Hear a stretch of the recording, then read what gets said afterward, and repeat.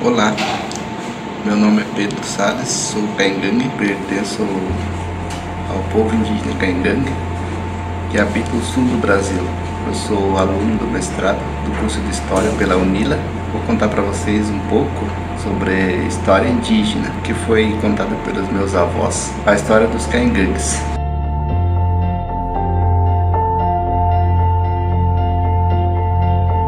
O espírito da chuva, né? Ela é contada de geração a geração, quando só existiam os caingangues nessa terra. Então era contado pelos avós para as crianças. Então fala a história que existia o caingangue, o camé, existia o cairu. Como a avó cuidava das crianças, cuidava da educação das crianças, certo dia ela resolveu fazer um jantar, um almoço, né? E as crianças brincaram tanto que chegou a noite, a avó pediu para elas passarem a noite na casa e só ir para a casa da sua mãe no dia seguinte, né? As crianças todas concordaram, ficaram na casa da avó, e esse índio do grupo dos Camé, o moço, chamava-se de Tá. O Tá ficou com os maus pensamentos, e aí na noite, quando todos adormeceram, ele foi namorar sua prima. A avó, como ela sempre estava vigilante como sempre, ela pegou o bastão e começou a bater no corpo do Tá, né? Bateu também nos órgãos sexuais do Tá e disse para ele: Tá, né? Ela disse, né? Disse: Tá, o que você está fazendo? É sua prima, não vê? Sua irmã. Aí ele levou um susto muito grande e deu um salto para fora da casa, deu um estrondo muito grande, deu relâmpagos e foi para o céu. Desde aquela época ele mora no céu, o Tá, do grupo dos Camé. Então, de lá ele manda chuva. E quando ele lembra, ele fica bravo. Aí ele manda tempestade. Aí as pessoas começam a ficar com medo. Só que a avó, ela sabe, ela conhece o hábito dele, porque ele é Camé, ele é um filho dela, da avó. Então ela conhece os hábitos dele, e só que ele é uma divindade agora, né? Não tem força suficiente para enfrentar essa força divina, essa divindade. Então precisa fazer alguns trabalhos, né? Simpatia que chama. Então ela, quando está assim muito temporal, muita chuva, enchente, aí ela chama as crianças para fazer os trabalhos, né? As crianças vêm todo mundo nessa casa e começam a fazer miniaturas com barro, figurinhas, né, com barro, de gente, tipo humanos. Só que daí eles fazem umas caricaturas muito feia, como se fosse o Tá, para ele ficar com vergonha. Essas caricaturas eles fazem das diversas formas, né? Um feio, um bonito, né? Os órgãos sexuais dele, tudo muito feio. Aí eles levam lá na entrada da aldeia, nas esquinas. Ficando lá, as pessoas vão olhar e vão ver que é o Tá. é o desenho do Tá. O Tá, ele vai entender que eles estão rindo dele, que o povo está caçoando dele. E aí ele fica com muita vergonha e volta de novo, né? E volta de novo e vai embora. Aí para de chover e aí ele libera o tempo bom, né? Sol, para secar a terra e as pessoas começarem a plantar seus alimentos, né? Mandioca, milho, feijão e assim por diante. Mas se acontecer o contrário, né? Uma seca, como dizem, né? Também tem os trabalhos que os cangangos fazem para que o espírito da chuva mande chuva para a terra, para os humanos.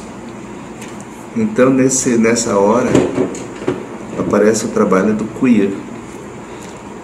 Na guarita, em tempos não muito longe, quando eu era criança, existiam essas histórias, né? Eram contadas de geração em geração. E quando era tempo de seca, a mãe levava nós crianças para casa do Cuiã, que é o meu tio Martim, e ele fazia festa em homenagem ao espírito da chuva, para chamar chuva. Se acontecer uma seca muito grande, né, em que as plantas começam a morrer, a fome começa a bater, o povo começa a ficar triste, começa a ficar com problemas, né, começam a questionar, e aí é a hora do Cuiã entrar em ação.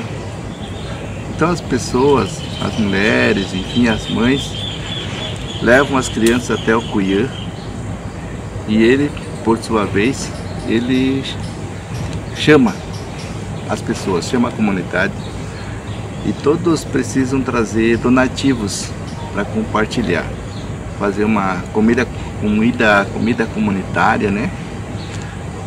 Para a preparação para a festa, para a cerimônia, que é para o espírito da chuva ouvir os pedidos dos cangangues. O que acontece?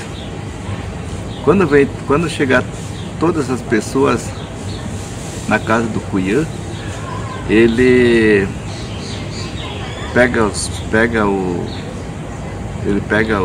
remédios, ervas medicinais, leva as crianças até a água benta, que é uma água bem na frente da casa dele, né, que é a nascente do rio, e faz o tratamento das crianças. Dá o nome, conforme o problema da criança, dá o nome, e assim sucessivamente. Também faz o tratamento das pessoas adultas contra problemas, males espirituais,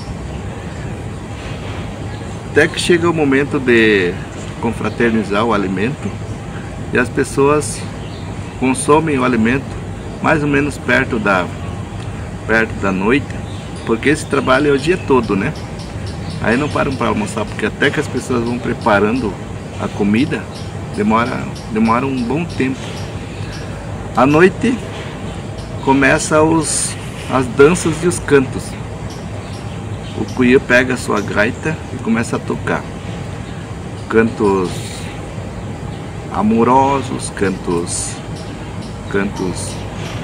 para o espírito da chuva, né? Nesses cantos eu me lembro muito bem até hoje o que ele cantava, né? Então ele dizia na música de noite, na festa, na cerimônia do espírito da chuva, do Tá, ele dizia: chama xingaryaneti, xincomireta krina, sempre tu, atuenha maitati.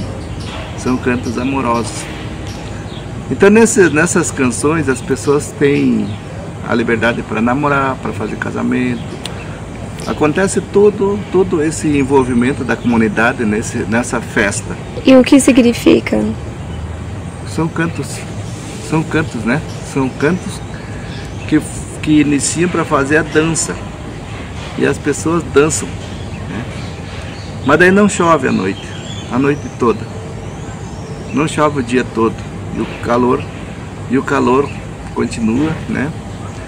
E ficam dançando até que o espírito da chuva possa mandar a chuva, digamos assim, né? Mas em caso que não consegue, aí o cunhã pega sua gaita e vai e sai, né? Sai da casa, sai da maloca e vai casa por casa tocando sua gaita, convidando as pessoas para participar, né? E as pessoas que estão em casa também já aderem às danças, os cantos. E essas danças vão acontecer na estrada, na entrada da aldeia, né? Chama Omino Encompaiatu. Eles dançam nesses lugares onde todas as estradas da aldeia vão chegando, né?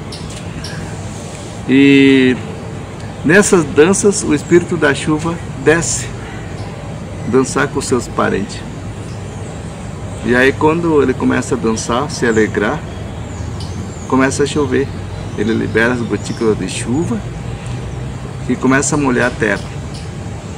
As pessoas dançam, ficam felizes e vão para suas casas já com chuva, e aí podem começar a plantar suas plantações novamente. Então esse é uma história sobre uma crença, né? Caingangue. No tempo que não tinha os focos, né? Os brancos que chamam, né?